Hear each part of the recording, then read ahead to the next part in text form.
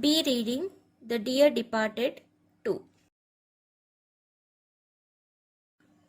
Abel, rising. Well, I suppose you have only been waiting for me to begin tea. I'm feeling hungry. Mrs. Slater, taking up the kettle. I'll make tea. Abel, come along. Now sit you down and let's be jolly. Abel sits at the head of the table facing spectators. Abel, suddenly recollecting. Hey, Amelia and Henry, what the devil did you mean by shifting my bureau out of my bedroom? Henry and Mrs. Slater are speechless. Do you hear me, Henry, Amelia? Mrs. Jordan. What bureau was that, father? Abel. Why, my bureau, the one I bought. Mrs. Jordan, pointing to the bureau. Was it the one, father? Abel. Ah, that's it. What's it doing there? A pause. The clock on the mantelpiece strikes 6. Everyone looks at it. Drat me if that isn't my clock too. What the devil's been going on in this house? A slight pause. Ben. Well, I'll be hanged.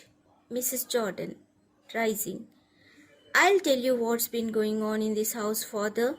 Nothing short of robbery. Mrs. Slater. Be quiet, Elizabeth. Mrs. Jordan. I'll not be quiet. Oh, I call it double-faced. Henry. Now, Elizabeth. Mrs. Jordan. And you too.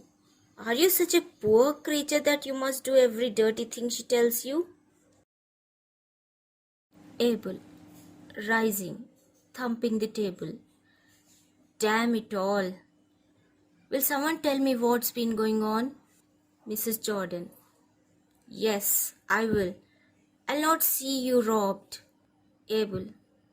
Who's been robbing me? Mrs. Jordan. Amelia and Henry. They have stolen your clock and bureau. Working herself up.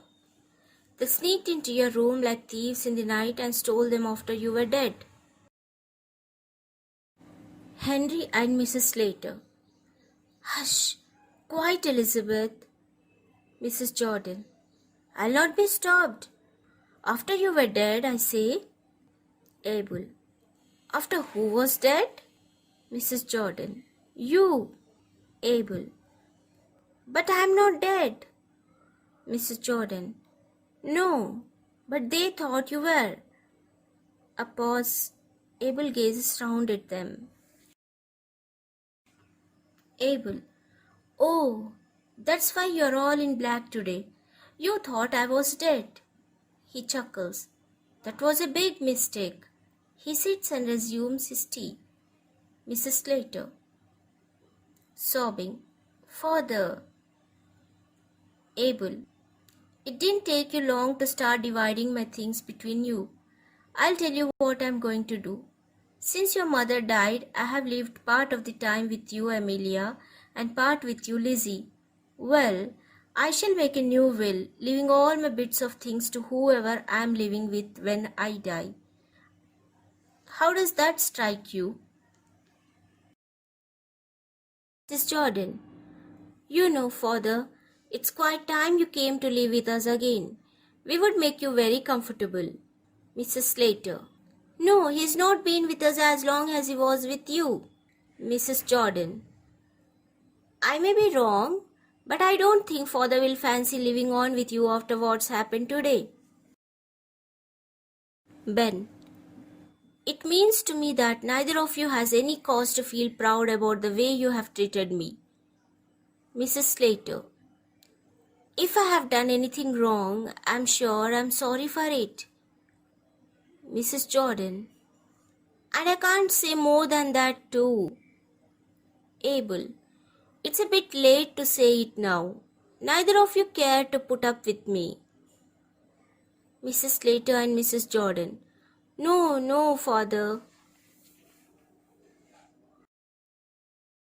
Abel. You both say that because of what I have told you about leaving my money. Well, since you don't want me, I'll go to someone that does. Ben, come, Mr. Meriweather. You have got to live with one of your daughters. Abel, I'll tell you what I have got to do. On Monday next, I have got to do 3 things. I have got to go to the lawyer and alter my will. And I have got to go to the insurance office and pay my premium. And I have got to go to St. Philip's Church and get married. Ben and Henry, what? Mrs. Jordan, get married. Mrs. Slater, he's out of his senses. Abel, I say I'm going to get married. Mrs. Slater, who to?